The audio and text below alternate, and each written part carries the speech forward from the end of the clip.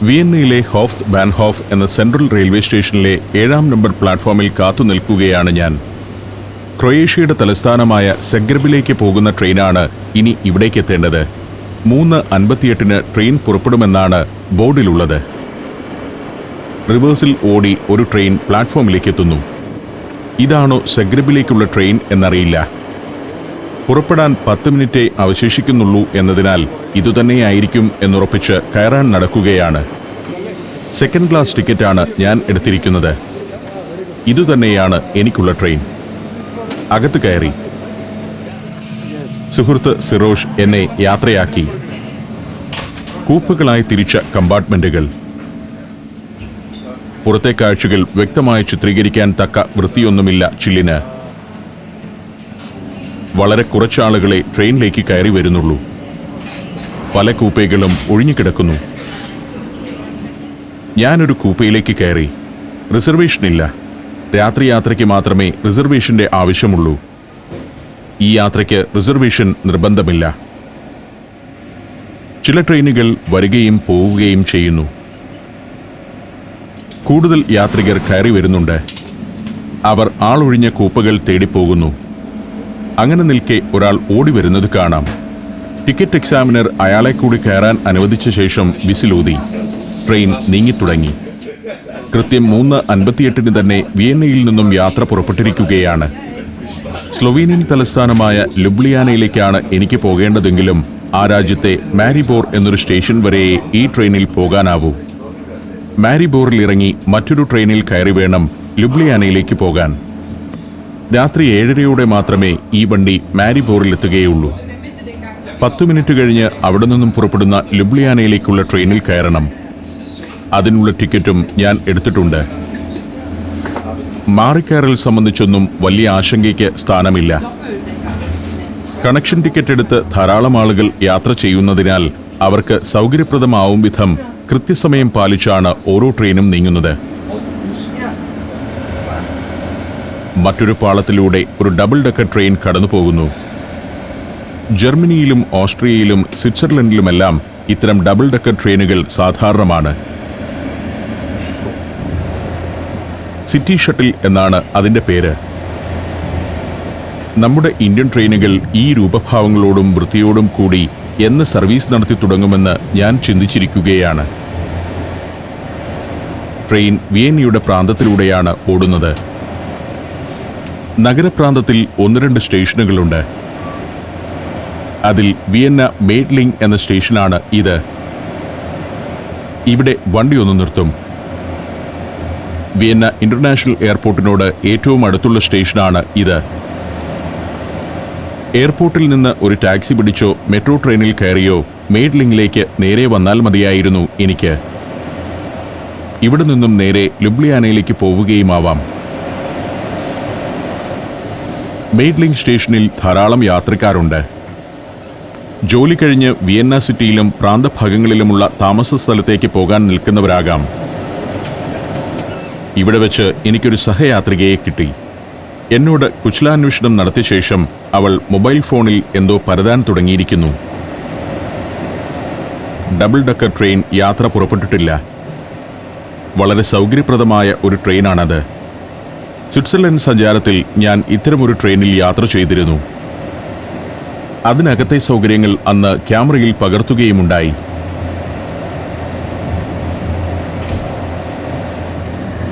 ഓസ്ട്രിയയുടെ കൃഷിയിടങ്ങളും പുൽമേടുകളുമാണ് ഇപ്പോൾ കാഴ്ച. വളരെ സുന്ദരമായ ഒരു രാജ്യമാണ് ഓസ്ട്രിയ. വിളവെടുപ്പ് സമയമാണെങ്കിൽ വയലുകളെല്ലാം വിവിധ വർണ്ണങ്ങൾ അണിഞ്ഞു നിൽക്കുന്നത് കാണാം. പച്ചക്കുന്നുകൾ, അതിനുമപ്പുറം ആൽപ്സിന്റെ ഭാഗമായ മലനിരകൾ, മഞ്ഞുമൂടിക്കിടക്കുന്ന കൊടുമുടികൾ അതിൽ കാണുന്നു. താഴ്വാരത്ത് ഗ്രാമങ്ങൾ. ഈ സമയത്ത് കാഴ്ചകൾക്കെല്ലാം നരച്ച നിറമാണെന്നതാണ് ഒരു പ്രശ്നം. മഞ്ഞുകാലമാണ് ഇതെന്നതാണ് കാരണം. കോറിഡോറിൽ നിന്നാണ് ഞാൻ പുറം കാഴ്ചകൾ ഷൂട്ട് ചെയ്യുന്നത്. വിയന്നർ ന്യൂ സ്റ്റാർട്ട് എന്ന സ്റ്റേഷനിലാണ് എത്തിയിരിക്കുന്നത്. ലോകത്തെ ഏറ്റവും പഴക്കം ചെന്ന മിലിറ്ററി അക്കാഡമികളിലൊന്നുള്ളത് ഈ പ്രദേശത്താണ്. ഓസ്ട്രിയൻ സൈന്യത്തിലെ ഓഫീസർമാർക്ക് പരിശീലനം നൽകുന്നതിനായി 1752 മരിയ തെരേസ രാജ്ഞി സ്ഥാപിച്ചതാണ് തെരേസ്യൻ മിലിറ്ററി അക്കാഡമി എന്നറിയപ്പെടുന്ന ആ സ്ഥാപനം.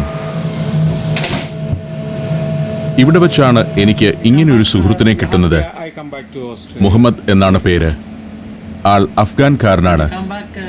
എന്റെ ഇന്ത്യൻ രൂപഭാവങ്ങൾ കണ്ടതോടെ മുഹമ്മദിന് വലിയ താല്പര്യമായി. ഞാൻ ഇന്ത്യക്കാരനാണെന്നറിഞ്ഞപ്പോൾ ഇദ്ദേഹത്തിന് എന്തെന്നില്ലാത്ത ആവേശം. ഇന്ത്യ ഞങ്ങളുടെ ഏറ്റവും സുഹൃത്ത് രാജ്യമാണ്, അഫ്ഗാൻകാർക്ക് ഏറ്റവും ഇഷ്ടമുള്ള രാജ്യമാണ് എന്നെല്ലാം മുഹമ്മദ് പറയുന്നു. ഇന്ത്യയെ സ്തുതിച്ചുകൊണ്ട് അദ്ദേഹം ഫേസ്ബുക്കിൽ പോസ്റ്റുകൾ ഇടാറുണ്ടത്രേ. അത് കാണുമ്പോൾ പാകിസ്ഥാൻകാരായ ചില സുഹൃത്തുക്കൾ, ഇന്ത്യ ഹിന്ദുക്കളുടെ രാജ്യമല്ലേ, നീ എന്തിന് അവരുടെ കൂടെ നടക്കുന്നു എന്ന് ചോദിക്കും. ഞാൻ അവരോടെല്ലാം വഴക്കുണ്ടാക്കും. ഇങ്ങനെ വാതോരാതെ സംസാരിച്ചുകൊണ്ടിരിക്കുകയാണ് എന്റെ പുതിയ സുഹൃത്ത്. ഞാൻ ട്രെയിനിന്റെ ജാലകത്തിലൂടെ പുറത്തെ കാഴ്ചകൾ ചിത്രീകരിക്കുമ്പോഴും സുഹൃത്ത് മുഹമ്മദ് ഈ കഥകൾ പറഞ്ഞുകൊണ്ടേയിരിക്കുന്നുണ്ട്. തനിക്ക് ഏറ്റവും ഇഷ്ടമുള്ള നാട് ഇന്ത്യയാണെന്നും ഏറ്റവും ഇഷ്ടമുള്ള ആളുകൾ ഇന്ത്യക്കാരാണെന്നും മുഹമ്മദ് പറയുന്നു. ഗ്രാസ് എന്ന സ്ഥലത്താണ് മുഹമ്മദ് താമസിക്കുന്നത്. ലുബ്ലിയാനയിൽ നിന്നുള്ള മടക്കയാത്രയിൽ ഞാൻ ഗ്രാസ് പട്ടണത്തിൽ ഇറങ്ങുന്നുണ്ടെന്ന് പറഞ്ഞപ്പോൾ അന്ന് നിർബന്ധമായും തന്നെ വിളിക്കണമെന്ന് മുഹമ്മദ് പറഞ്ഞു. ടെർണിറ്റ്സ് എന്ന പ്രദേശത്തുകൂടിയാണ് ഇപ്പോൾ വണ്ടി പോകുന്നത്. വലിയ തോതിൽ മരവ്യാപാരം നടക്കുന്ന പ്രദേശമാണ് ടെർണിറ്റ്സ്. ഒരേ നീളത്തിൽ മുറിച്ച് തടികളടുക്കിയ ട്രെയിൻ ബോഗികൾ തൊട്ടപ്പുറമുള്ള പാളങ്ങളിൽ കാണാം.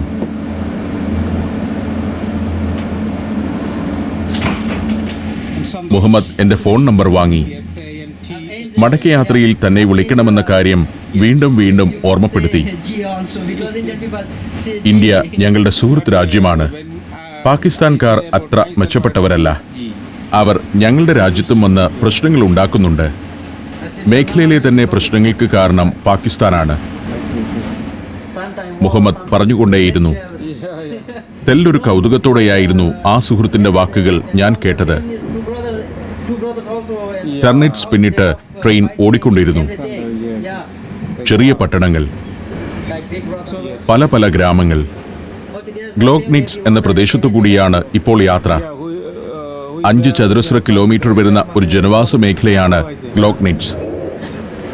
1000 വർഷത്തിലേറെയായി ഇവിടെ മനുഷ്യവാസമുണ്ട്. 6000 ഇപ്പോൾ ഗ്ലോഗ്നിറ്റ്സിലെ ജനസംഖ്യ. മധ്യകാലത്ത് പ്രവർത്തനമാരംഭിച്ച ചില സന്യാസി മഠങ്ങൾ ഇപ്പോഴും ഇവിടെയുണ്ട്.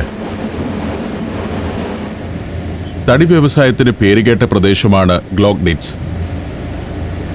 ധാരാളം ചെറുകിട വ്യവസായശാലകളും ഇവിടെയുണ്ട്. ശരിക്കും ഒരു മൗണ്ടൻ ടൗണാണ് ഗ്ലോഗ്നിറ്റ്സ് എന്ന് പറയാം. ഗ്ലോഗ്നിറ്റ്സ് കഴിയുന്നതോടെ ട്രെയിൻ ഒരു ചുരം പാതയിലേക്ക് കടക്കുകയാണ്. ദക്ഷിണ ഓസ്ട്രിയയിലെ മലനിരകളിലൂടെ വേണം ഇനി കടന്നുപോകാൻ. മേഖലയിലെ ഏറ്റവും ഉയരമുള്ള പർവ്വതങ്ങൾ ഈ പ്രദേശത്തെ അതിരിട്ടെന്നോണം നിൽക്കുന്നുണ്ട്. റാക്സ് പർവ്വതം, ഷ്നീബർഗ് പർവ്വതം എന്നിവയെല്ലാം അതിൽ ഉൾപ്പെടുന്നു. ഇടതുഭാഗത്ത് ഒരു നദി കാണാം. ഷ്വാർസ നദിയാണത്. സമതലത്തിലെ കൃഷിഭൂമിയുടെ കാഴ്ച അവസാനിച്ചു. മലനിരകൾ കണ്ടു തുടങ്ങി. താഴ്വാരങ്ങളിൽ ചെറുഗ്രാമങ്ങൾ, ചില വ്യവസായ കേന്ദ്രങ്ങളും ഇവിടെയുണ്ട്. കുറച്ചുകൂടി ചെല്ലുമ്പോഴേക്കും മലനിരകളും അതിൽ മഞ്ഞു മൂടിക്കിടക്കുന്ന ഭാഗങ്ങളുമെല്ലാം കണ്ടു തുടങ്ങി. മലഞ്ചെരിവിലൂടെ വളഞ്ഞു പുളഞ്ഞു പോകുന്ന റെയിൽപാത. സെമറിംഗ് പാസ് എന്നാണ് ഈ ഭാഗം അറിയപ്പെടുന്നത്. ഓസ്ട്രിയൻ റെയിൽവേ സംവിധാനം വിയന്നയിൽ നിന്ന് മറ്റു നഗരങ്ങളിലേക്ക് വ്യാപിപ്പിക്കുന്ന കാലത്ത് ഏറ്റവും വെല്ലുവിളി ഉയർത്തിയത് ഇതുവഴി പാത നിർമ്മിക്കുക എന്നതായിരുന്നു. മലകളെ അരിഞ്ഞിറക്കിയും ചിലയിടത്തൊക്കെ മലയെ ചുറ്റിയുമാണ് ആദ്യനാളുകളിൽ റെയിൽവേ യാഥാർത്ഥ്യമാക്കിയത്. 41 കിലോമീറ്റർ നീളുന്ന സെമറിംഗ് റെയിൽവേ ഇപ്പോൾ ഒരു സീനിക് വേ ആയാണ് അറിയപ്പെടുന്നത്. യുനെസ്കോയുടെ വേൾഡ് ഹെറിറ്റേജ് സൈറ്റ്സ് ലിസ്റ്റിൽ ഉൾപ്പെട്ടിട്ടുള്ള ഒരു പാത കൂടിയാണ് ഇത്. സെമറിംഗ് റെയിൽവേ സ്റ്റേഷനാണിത്. സമുദ്രനിരപ്പിൽ നിന്നും ഏറെ ഉയരത്തിലാണ് ഈ പ്രദേശമെന്ന് വ്യക്തമാക്കിക്കൊണ്ട് മലകളിൽ മഞ്ഞു വീണ് കിടക്കുന്നു. ഓസ്ട്രിയയുടെ മണ്ണിൽ മഞ്ഞു വീണ് കിടക്കുന്നത് ഇത്തവണ ഇവിടെ വന്നിട്ട് ഞാൻ ആദ്യമായി കാണുകയാണ്. സെമറിങ്ങിന്റെ മലനിരകളും താഴ്വരകളുമെല്ലാം മഞ്ഞിന്റെ പുതപ്പണഞ്ഞിരിക്കുന്നു. എന്നാൽ വലിയ കനത്തിലുള്ള മഞ്ഞുവീഴ്ചയുമില്ല. സാധാരണഗതിയിൽ ഫെബ്രുവരി മാസത്തിൽ ഇതിലധികം മഞ്ഞു വീഴേണ്ടതാണ് ഇവിടെ. ഇത്തവണ യൂറോപ്പിന്റെ ഈ ഭാഗങ്ങളിലൊന്നും വിന്റർ അത്ര ശക്തമല്ല. Alaska, Romania, Austria, Slovakia, Phuket 5 രാജ്യങ്ങളിൽ നിന്നുള്ള അപൂർവ സുന്ദരമായ അനേകം കാഴ്ചകൾ. ഫുൾ HD-യിലുള്ള ഈ അപൂർവ ദൃശ്യയാത്രാ വിവരണ ശേഖരം സ്വന്തമാക്കാൻ 99544422 എന്ന നമ്പറിലേക്ക് സഞ്ചാരം എന്ന് SMS ചെയ്യൂ. സെമ്മറിംഗ് പാസിലൂടെ കടന്നു പോകുമ്പോൾ താഴ്വാര ഗ്രാമങ്ങളിലെ വീടുകൾ കാണാം. മഞ്ഞിൻ പരപ്പിന് മധ്യേ ഒട്ടൊരു മാന്യത്തോടെ നിൽക്കുകയാണ് അവയെന്ന് തോന്നും. സെമ്മറിംഗ് ഗ്രാമം ഒരു ടൂറിസ്റ്റ് കേന്ദ്രമാണ്. 1854-ൽ സെമ്മറിംഗ് റെയിൽവേ യാഥാർത്ഥ്യമായതോടെയാണ് പുറം നാടുകളിൽ നിന്നും സഞ്ചാരികൾ ഇവിടേക്ക് എത്തിത്തുടങ്ങിയത്. 8.5 ചതുരശ്ര കിലോമീറ്റർ വിസ്തൃതിയുള്ള ഗ്രാമമാണ് സെമ്മറിംഗ്. 600 പേർ മാത്രമാണ് ഈ ഗ്രാമത്തിൽ സ്ഥിരവാസികൾ. മധ്യ യൂറോപ്പിൽ നിന്നും തെക്കൻ യൂറോപ്പിലേക്കുള്ള ട്രെയിൻ ഗതാഗതത്തിന് പ്രധാന റൂട്ടാണ് സെമ്മറിംഗ് പാസ് വഴിയുള്ളത്. സ്ലൊവേനിയയിലെ മാരിബോർ എന്ന പട്ടണം കടന്നാണ് ഇത് തെക്കൻ യൂറോപ്പിലെ മറ്റു പട്ടണങ്ങളിലേക്ക് നീളുക. മനോഹരമാണ് ട്രെയിനിലിരുന്നുള്ള പുറം കാഴ്ചകൾ. വേനലിൽ ഈ കാഴ്ചകൾ അതിഗംഭീരമായിരിക്കുമെന്ന് എനിക്ക് തോന്നി. തെളിമ അല്പം കുറവാണെങ്കിലും വിന്ററിലെ ഈ കാഴ്ച വ്യത്യസ്തമാണ്. ട്രെയിൻ ഇപ്പോൾ സ്പിറ്റൽ ആം സെമ്മറിംഗ് എന്നൊരു പട്ടണത്തിലേക്ക് കയറുകയാണ്. സെമ്മറിംഗ് പാസ് കടന്നു പോകുന്ന ഒരു മുനിസിപ്പാലിറ്റിയാണ് സ്പിറ്റൽ ആം സെമ്മറിംഗ്. ഇതും ഒരു ടൂറിസ്റ്റ് കേന്ദ്രമാണ്. ഓസ്ട്രിയയിലെ തന്നെ പ്രമുഖമായൊരു സ്കീ റിസോർട്ട്. ധാരാളം മുന്തിരിത്തോപ്പുകളുള്ള പ്രദേശം കൂടിയാണ് സ്പിറ്റൽ ആം സെമ്മറിംഗ്. പട്ടണത്തിലെ വഴികളിലും വീടുകളിലും വിളക്കുകൾ തെളിഞ്ഞു തുടങ്ങി. സെമ്മറിംഗ് പാസിലെ വലിയ പട്ടണങ്ങളിലൊന്നാണിത്. മധ്യത്തിൽ ഉയർന്ന ഗോപുരത്തോടു കൂടിയ ഒരു പള്ളി. അതിനു ചുറ്റിലുമായി 2-3 നിലയുള്ള കെട്ടിടങ്ങൾ. വീടുകളിലെല്ലാം തനത് ഓസ്ട്രിയൻ ഗ്രാമീണ ഭംഗി പ്രകടമാണ്. കോൺക്രീറ്റ് കൊണ്ട് നിർമ്മിച്ച ചതുരപ്പെട്ടികൾ പോലുള്ള വീടുകൾ ഇവിടെയെങ്ങും കാണുകയേയില്ല. ചെരിഞ്ഞ മേൽക്കൂരയിൽ ഓടുമേഞ്ഞ സുന്ദരമായ വീടുകൾ. സെമ്മറിംഗ് പാസിലൂടെ പുറത്തെ വ്യത്യസ്തമായ പ്രകൃതിയെ കണ്ടുകൊണ്ട് എത്ര നേരം യാത്ര ചെയ്താലും മതിയാകില്ല. സ്പിറ്റൽ ആം പിന്നിടുന്നതോടെ മുർസുഷ്ലാഗ് എന്ന മറ്റൊരു പട്ടണത്തിലേക്ക് എത്തുന്നു. സെമ്മറിംഗ് പാസിൽ താരതമ്യേന ജനസാന്ദ്രത കൂടുതലുള്ള പട്ടണമാണ് മുർസുഷ്ലാഗ്. ഇതും ഒരു സ്കീ റിസോർട്ടാണ്.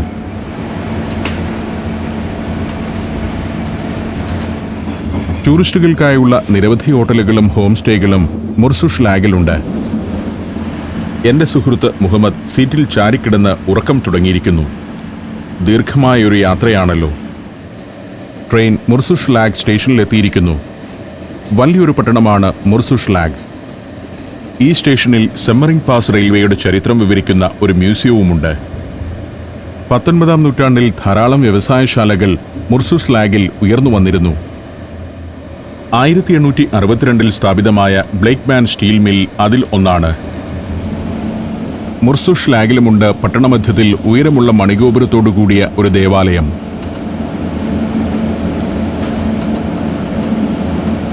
ഇപ്പോൾ ബ്രൂക്ക് ആൻഡർമൂർ എന്ന പട്ടണത്തിലേക്കാണ് എത്തിയിരിക്കുന്നത്. 9-ാം നൂറ്റാണ്ട് മുതൽ തന്നെ ഈ മേഖലയിലെ പ്രമുഖമായൊരു പട്ടണമായിരുന്നു ബ്രൂക്ക് ആൻഡർമൂർ. ഇവിടുത്തെ സ്റ്റേഷനിൽ ഒന്ന് നിർത്തി ട്രെയിൻ വീണ്ടും യാത്ര തുടരുകയാണ്. ഇപ്പോൾ 13,000-ലേറെ ആളുകൾ വസിക്കുന്നുണ്ട് ബ്രൂക്ക് ആൻഡർമൂർ പട്ടണത്തിൽ. മധ്യകാലത്ത് ഓസ്ട്രിയയിലെ തന്നെ പ്രമുഖമായൊരു വാണിജ്യ കേന്ദ്രമായിരുന്നു ഇത്. ഇരുമ്പുകൊണ്ടുള്ള ആയുധങ്ങളും ഉപകരണങ്ങളുമായിരുന്നു പ്രധാന വിപണന വസ്തുക്കൾ. ട്രെയിൻ ഗ്രാസിലെത്തി. എന്റെ സുഹൃത്ത് മുഹമ്മദ് യാത്ര പറഞ്ഞു. മടക്കയാത്രയിൽ ഗ്രാസിൽ ഇറങ്ങുന്ന കാര്യവും തന്നെ വിളിക്കുന്നതും മറക്കരുതെന്ന് ഓർമ്മിപ്പിച്ചുകൊണ്ടാണ് ആ നല്ല സുഹൃത്ത് വിട പറഞ്ഞത്. ഗ്രാസ് മനോഹരമായൊരു പട്ടണമാണ്. ഓസ്ട്രിയയിൽ വിയന്ന കഴിഞ്ഞാലുള്ള ഏറ്റവും വലിയ പട്ടണവും ഇതാണ്. അതിഗംഭീരമായൊരു റെയിൽവേ സ്റ്റേഷൻ, നിരവധി പ്ലാറ്റ്ഫോമുകൾ. ചരിത്രപരമായി ഏറെ പ്രാധാന്യമുള്ള നഗരമാണിത്. നെപ്പോളിയന്റെ ആക്രമണം, 2-ാം ലോകമഹായുദ്ധം എന്നിവയിലെല്ലാം ഓസ്ട്രിയയിലെ ഒരു പ്രധാന കേന്ദ്രമായിരുന്നു ഇത്. മുഹമ്മദ് ബാഗും പുറത്തു തൂക്കി സബ്വേയിലേക്ക് ഇറങ്ങുന്നു. വിചിത്രമായ തൊപ്പി ധരിച്ച കുമാരിമാർ പ്ലാറ്റ്ഫോമിൽ. ട്രെയിൻ ഗ്രാസിൽ നിന്നും യാത്ര തുടരുകയാണ്. ഗ്രാസ് സ്റ്റേഷൻ വിടുന്നതോടെ കൂരിരുട്ടിലേക്കാണ് വണ്ടി പ്രവേശിക്കുന്നത്. പുറത്തെ കാഴ്ചകൾക്ക് ഇനി തെളിമയോ ഭംഗിയോ ഉണ്ടാവില്ല. മലമ്പ്രദേശവും താഴ്വരകളുമെല്ലാം ഇരുട്ടിൽ മുങ്ങിക്കഴിഞ്ഞു.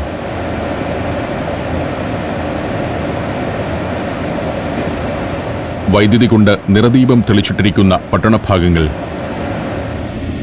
ഏതാണ്ട് അരമണിക്കൂർ കൂടി കഴിഞ്ഞപ്പോഴേക്കും ട്രെയിൻ ഓസ്ട്രിയ പിന്നിട്ട് സ്ലൊവേനിയൻ അതിർത്തിക്കുള്ളിലേക്ക് പ്രവേശിച്ചു. ഇപ്പോൾ സ്ലൊവേനിയയിലൂടെയാണ് സഞ്ചരിച്ചുകൊണ്ടിരിക്കുന്നത്. മാരിബോർ എന്ന സ്റ്റേഷനിലേക്ക് വണ്ടി അടുക്കുകയാണ്. നേരം 7:35 കഴിഞ്ഞിരിക്കുന്നു. 7:37 മാരിബോർ സ്റ്റേഷനിലെത്തുമെന്നാണ് ടിക്കറ്റിലുള്ളത്. അങ്ങനെയെങ്കിൽ ഇതുതന്നെയായിരിക്കണം മാരിബോർ സ്റ്റേഷൻ എന്ന ചിന്തയോടെ ഞാനിരുന്നു. ഇവിടെ നിന്നും ക്രൊയേഷ്യൻ നഗരമായ സഗ്രേബ് ലക്ഷ്യമാക്കി ഈ ട്രെയിൻ യാത്ര തുടരും. ഏതാനും പേർ ഇവിടെ ഇറങ്ങുന്നുണ്ട്. സ്ലൊവേനിയൻ തലസ്ഥാനമായ ലുബ്ലിയാനയിലേക്ക് പോകേണ്ടവരെല്ലാം ഇവിടെ ഇറങ്ങും. ഞാനും ഇറങ്ങി. അടുത്ത പ്ലാറ്റ്ഫോമിൽ മറ്റൊരു ട്രെയിൻ കിടപ്പുണ്ട്. കണക്ഷൻ ട്രെയിനുകൾ തൊട്ടടുത്ത പ്ലാറ്റ്ഫോമുകളിലായാവും നിർത്തിയിടുക. ഇതായിരിക്കണം മാരിബോറിൽ നിന്നും ലുബ്ലിയാനയിലേക്ക് പോകുന്നത്. ബോഗിയുടെ വാതിലിനടുത്ത് ഒരു ഇലക്ട്രോണിക് ബോർഡുണ്ട്. അതിൽ നോക്കിയപ്പോൾ ട്രെയിൻ ഇതുതന്നെയാണെന്ന് മനസ്സിലായി. അതിലേക്ക് ചെന്ന് കയറി. ബോഗിയും ഏറെ സുന്ദരം. ഈ ടോയ്ലറ്റും നമ്മുടെ ഇന്ത്യൻ റെയിൽവേയിലെ ടോയ്ലറ്റും ഞാനൊന്ന് താരതമ്യപ്പെടുത്തി. നല്ല സൗകര്യപ്രദമായ ബോഗി. സ്ലൊവേനിയയുടെ ട്രെയിനാണിത്. സ്ലൊവേനിയ എന്ന രാജ്യത്തെക്കുറിച്ച് മലയാളികൾ അധികമൊന്നും കേട്ടിട്ടുണ്ടാവില്ല. ഇവിടുത്തെ ട്രെയിനും റെയിൽവേ സംവിധാനങ്ങളുമെല്ലാം ഏറ്റവും ഭേദപ്പെട്ടതു തന്നെയാണ്. ബോഗിയുടെ ഒത്ത മധ്യത്തിലെ സീറ്റുകൾക്കിടയിൽ ഒരു മേശയുണ്ട്. അതിൻ്റെ സംവിധാനം ഇങ്ങനെയാണ്. സീറ്റിൽ ഇരുന്ന ശേഷം മേശയുടെ വലിപ്പം ആവശ്യാനുസരണം ക്രമീകരിക്കാം. ഒരരികിൽ ചെറിയൊരു വേസ്റ്റ് ബിൻ. ഡിസൈനർ ചെയറുകളും ടേബിളുകളുമുള്ള ആധുനികമായ ഒരു ബോഗി. താമസിയാതെ ട്രെയിൻ മാരിബോറിൽ നിന്നും ലുബ്ലിയാനയിലേക്ക് പുറപ്പെട്ടു. വലിയൊരു പട്ടണമാണ് മാരിബോർ. സ്ലൊവേനിയയിലെ ഏറ്റവും വലിയ രണ്ടാമത്തെ പട്ടണം. 41 ചതുരശ്ര കിലോമീറ്റർ വിസ്തൃതിയുള്ള മാരിബോറിൽ 95,000 ആളുകൾ വസിക്കുന്നു. രണ്ടാം ലോകമഹായുദ്ധകാലത്ത് ജർമ്മനി പിടിച്ചടക്കിയ ഈ നഗരത്തിൽ നിന്നും കുറെ പേരെ ക്രൊയേഷ്യയിലേക്കും സെർബിയയിലേക്കും നാടുകടത്തിയിരുന്നു. ഒട്ടേറെ നഗരവാസികളെ കോൺസെൻട്രേഷൻ ക്യാമ്പുകളിലേക്കും വർക്ക് ക്യാമ്പുകളിലേക്കും കൊണ്ടുപോവുകയും ചെയ്തു. പട്ടണങ്ങളിൽ മാത്രമേ വെളിച്ചമുള്ളൂ. അതിനാൽ അതുമാത്രമേ ഞാൻ ക്യാമറയിൽ പകർത്തുന്നുമുള്ളൂ. ഇരുട്ടിലൂടെ ട്രെയിൻ കുറേ ദൂരം ഓടി. മാരിബോറിൽ നിന്ന് പുറപ്പെട്ടിട്ട് 2 മണിക്കൂർ കഴിഞ്ഞിരിക്കുന്നു. ട്രെയിൻ ലുബ്ലിയാനയിലെത്തി. ലുബ്ലിയാന എന്നെഴുതുന്നത് ഇങ്ങനെയാണ്. ഒഴിഞ്ഞ സീറ്റുകൾക്കിടയിലൂടെ ഞാൻ പുറത്തേക്ക് നടന്നു. ഞാൻ ഇവിടെ ഉണ്ടെന്ന് കണ്ട് ടിക്കറ്റ് എക്സാമിനർ വാതിൽ തുറന്നു തന്നു. ഇതാണ് മര്യാദ. അദ്ദേഹത്തോട് നന്ദി പറഞ്ഞ് പ്ലാറ്റ്ഫോമിലേക്ക് ഇറങ്ങി. ഇതാണ് ഞാൻ വന്ന ട്രെയിൻ. ഇന്നത്തെ ഇതിന്റെ സർവീസ് അവസാനിച്ചിരിക്കുന്നു. ഇതുവരെ വന്നിട്ടില്ലാത്തതും ഒട്ടും പരിചിതമല്ലാത്തതുമായ ഒരു രാജ്യത്തിന്റെ തലസ്ഥാനത്തെ റെയിൽവേ പ്ലാറ്റ്ഫോമിലൂടെ നടക്കുകയാണ്. എവിടേക്ക് പോകണമെന്ന കാര്യത്തിൽ ആദ്യം ഒരാശങ്കയുണ്ട്. പക്ഷേ സബ്വേയിലേക്കിറങ്ങി മെയിൻ സ്റ്റേഷൻ ബിൽഡിംഗിലേക്ക് പോകാമെന്ന് എനിക്കറിയാം. ഭൂഗർഭ നടവഴി തീർത്തും വിജനമാണ്. അതിലൂടെ മെയിൻ സ്റ്റേഷൻ ബിൽഡിംഗിലേക്ക് നടന്നു. ഇവിടുത്തെ റെയിൽവേ സ്റ്റേഷനൊന്നും വലിയ പകിട്ട് കാണുന്നില്ല. എങ്കിലും ഭേദപ്പെട്ട സ്റ്റേഷൻ. യൂറോപ്യൻ നിലവാരമുണ്ടെന്ന് പറയാനാവില്ല. പ്രധാന പ്ലാറ്റ്ഫോം ഇതാണ്. ഒട്ടും ആൾത്തിരക്കില്ല. ചാറ്റൽ മഴയുള്ള കാര്യം ഇപ്പോഴാണ് അറിയുന്നത്. ട്രെയിനിലിരുന്നപ്പോൾ അത് തോന്നിയിരുന്നില്ല. നേരം 9:38 ആയിരിക്കുന്നു. ഇനി അല്പം ഭക്ഷണം കഴിക്കണം. സ്റ്റേഷനിൽ നിന്ന് ഏതാണ്ട് 1/2 കിലോമീറ്റർ നടന്നാലെത്തുന്ന സെന്റർ എന്നൊരു ഹോട്ടലിലാണ് ഞാൻ മുറി ബുക്ക് ചെയ്തിരിക്കുന്നത്. അവിടേക്ക് സ്റ്റേഷനിൽ നിന്നും ടാക്സി പിടിക്കേണ്ടതില്ലെന്ന് ഇന്റർനെറ്റ് വഴി മുറി ബുക്ക് ചെയ്യുമ്പോൾ തന്നെ ഞാൻ മനസ്സിലാക്കിയിരുന്നു. പക്ഷേ എൻ്റെ പക്കൽ കുടയില്ല. മഴയാണെങ്കിൽ ഹോട്ടൽ വരെ നടക്കുക പ്രയാസമാവും. ഏതായാലും സ്റ്റേഷന്റെ മെയിൻ ബിൽഡിങ്ങിനകത്തേക്കു കയറി. ട്രെയിനിൽ നിന്ന് ഭക്ഷണമൊന്നും ലഭിച്ചിരുന്നില്ല. നല്ല വിശപ്പുണ്ട്. അല്പം ഭക്ഷണം വാങ്ങിയ ശേഷം വേണം മുറി ബുക്ക് ചെയ്തിരിക്കുന്ന ഹോട്ടലിലേക്ക് പോകാൻ. പുറത്ത് മഴച്ചാറ്റലിന്റെ ശക്തി കൂടിയിരിക്കുന്നു. മഴ തോരും വരെ ഇവിടെ നിൽക്കണോ അതോ മഴയേറ്റ് നടക്കണോ എന്നായി ചിന്ത.